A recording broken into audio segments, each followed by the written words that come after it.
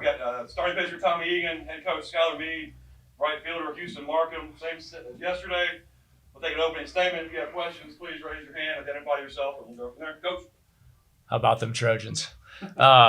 Man, what a electric atmosphere. Getting over 7,000 people. Who would have thought something like that could happen here? But there's so many people that did work to not only over the years do this. The previous great coaches who have been here, which I know obviously have gotten a lot of love recently, and I know I saw Coach Smart and Coach Pierce here yesterday. I'm 99% sure they were probably here today. This was a vision when the stadium was coming that Dr. Hawkins had for this program, and certainly articulated a lot. We don't have to articulate it anymore because now it's a reality. But just the atmosphere that was created, it's because of these guys, because of what they've done on the field. But, the work that went in from people in the town, and I just want to mention it again. What Mayor Reeves and so many people did, Kyle George, Mike Frigge, Dan Heck. There's just so many people that put this thing together. The work, I know he's going to get mad at me, but Adam running around, Jack. So many people were doing things behind the scenes to make this happen. And fortunately, we produced. And because we produced and we had the right mentality and played better baseball, we will now be in Omaha very, very soon. Questions? Sorry, next one. And you said you're going to Omaha, I guess, probably 5 days, 4 days. I don't know the travel schedule. Just has that sunk in for you guys, and just what does it mean to be playing in Omaha? Yeah, it means a ton. Transferring in here, I definitely came here because I believed that we could get to Omaha, and with the talent we have, if you said in the fall we'd be there, I wouldn't be surprised. If you said 2 months ago we'd be there, I might have been a little surprised. So it just credit to the guys for keep working, and to Skylar. Not one game did he put us down or anything. Like he just said, everything's still in front of us. So I think that was a big part. Lindsey Bonner, WAKA. This question is for Houston. You grew up not too far from here in Montgomery. What does it mean to you to be a part of history here at Troy? It means the world. Giving all glory to the man above. He put us in this position to, host and have a great crowd and great atmosphere. But, oh, man, I don't have any words. I'm just so thankful and so blessed to be with these guys, these coaches, this dugout. We put a lot of work in since day one. And just to finally see the work out there, it just feels good. Josh Troy Messenger, coach. You talked about Omaha, and I've known you, so what does it mean for you and the program? Just me personally. I said I was never going back, and unless it was, as a coach. I was fortunate enough to be there 17 years ago, and it's what you put everything into, everything you do. You don't sleep, you don't stop thinking. And we have a lot of work to do, and we'll get to that. But I think on that last out, it's the first time my mind is probably taking a breath in years, if I'm just being transparent with the room.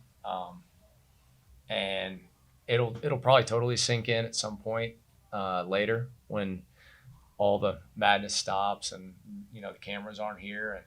And I'd be I'd be a little remiss if I wasn't there was a moment when Blake got the hit, and I don't do this, and I tell the guys all the time. I know Cody laughs at me because I try to be better about taking in moments, but Blake got the hit and you score the runs, and I actually looked at my arms and I could see all the goosebumps on it, and you snap yourself out of it because I try to hold myself to the level of accountability I hold these guys, and I think I do it 99.9% of the time, but right there I probably didn't do a good job of it.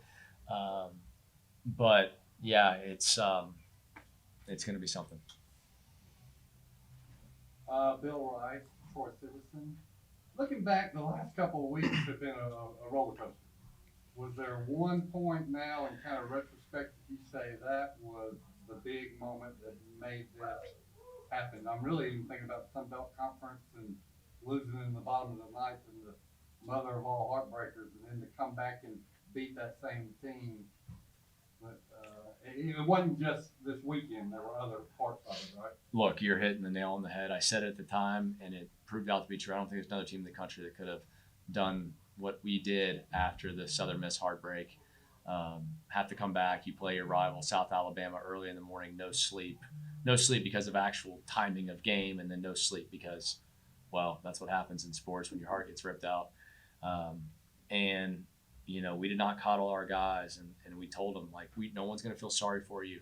The world of baseball is kind of hoping for your demise, but we played a really excellent game, and then we bounced back. And, this guy hadn't been in relief the entire year, right? Like, he gets to sit here. I mean, think about it. So he had his masterpiece as a Trojan today, 7 1/3, to get us near the promised land, right?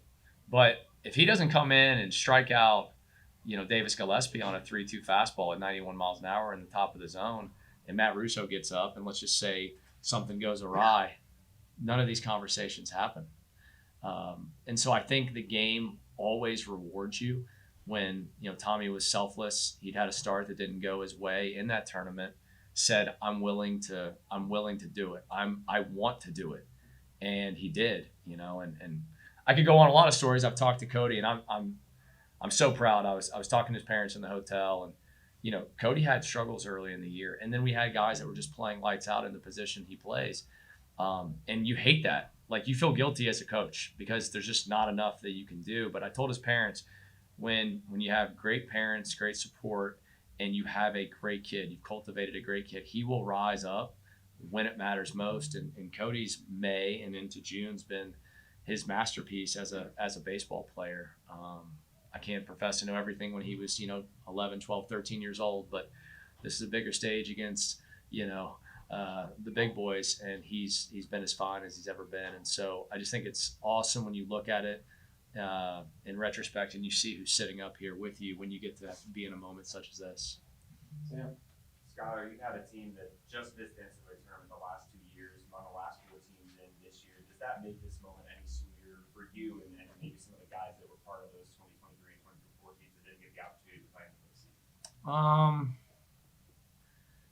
Yes and no. I mean, you may have noticed since you asked the question, I was a little irritated in 25.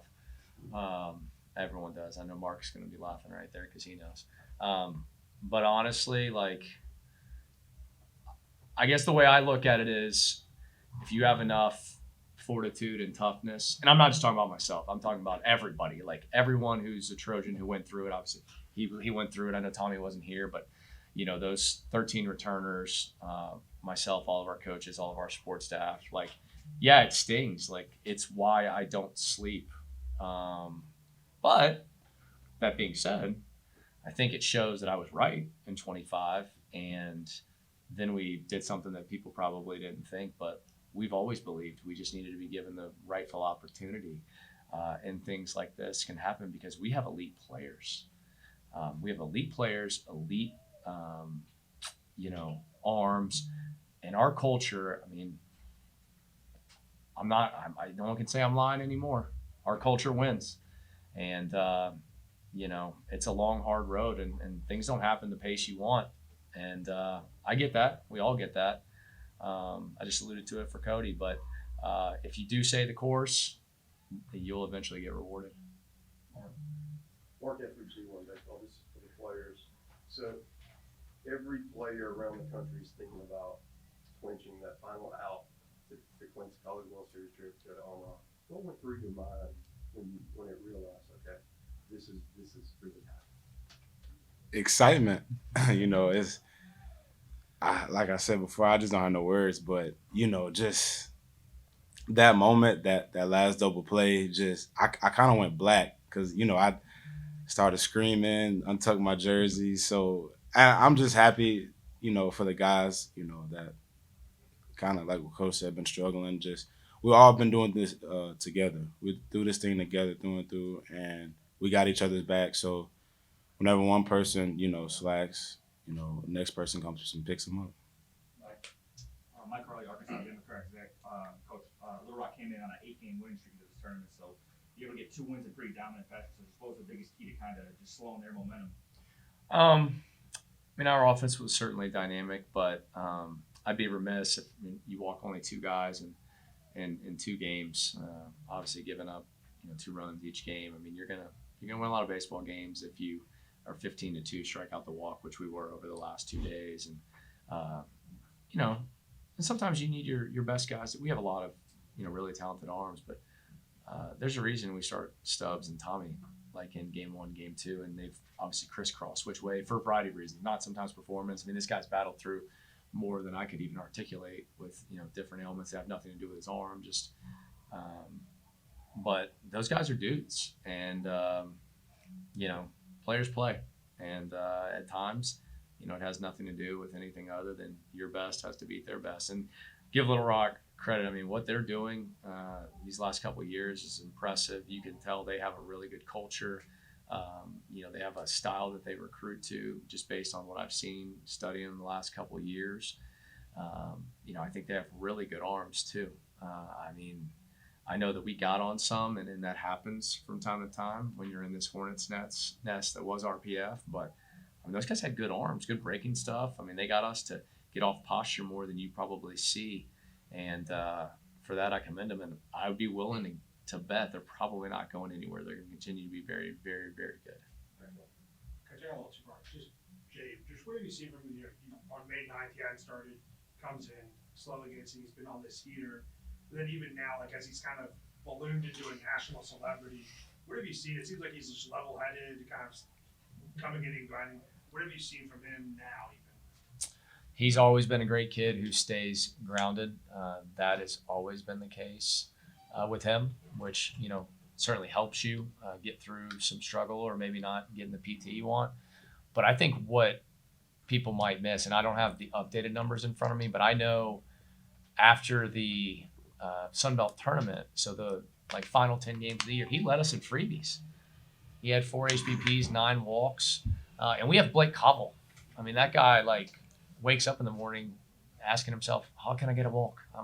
That's what he does. He thinks about that. So to lead our team in any 10-game stretch in free bases, and mind you, 3 of them were bases loaded HBPs, which nobody in the world likes more than Coach Ben. And so you have good at-bats, eventually the barrel will find the baseball properly. And honestly, I think that's just what happened. He started to have quality at-bats, and when you embrace the quality at-bat, the positive result follows. This question for Tommy. What did you feel out there on the mound today, being such a huge part of the win and pitching in front of a record crowd? Yeah, I mean, I think my last outings have been really rough, and right now it's I feel like we have the best offense in the country. So it was just go up there and fill it up, and not gonna lie, I was getting tired in the 5th, but I just got some juice from the crowd, I think. And just being here and knowing that this is insane that we're hosting a super, and it's great just knowing that so many other kids in the country would want to be in my position. So just taking advantage of it. You got time for 2 more? Or no more? Or we're back? Just, you've won the last 4 and, you go down the games, you'll lose that first game. I'm sure a lot of people are going to get off. You're going to Omaha, probably as an underdog there. Just kind of, why should people not count Troy out? I don't really think we were last 4 in personally. I mean, I know that they post that up, but I highly doubt that was the case because we have good players. We have the right level of edge, and while we are going to celebrate, and I am telling you, we are going to celebrate. I know I am. I'm not thinking about. What time is it? You can chalk this one up. It's 5:23.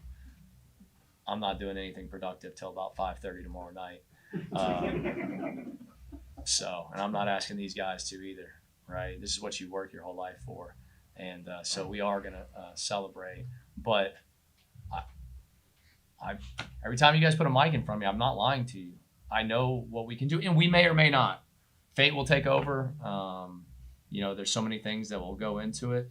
But we're capable, and our program goal, and we had a meeting on August 11th, these guys could tell you, there's only one team happy at the end of this thing in late June, whatever date it is that Omaha ends. And everything that we've done in our program is with the mindset of being that last team.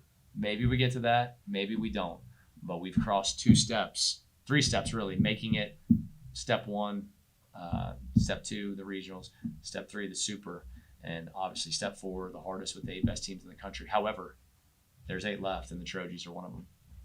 Perfect. Thanks, Coach. Thank you, guys.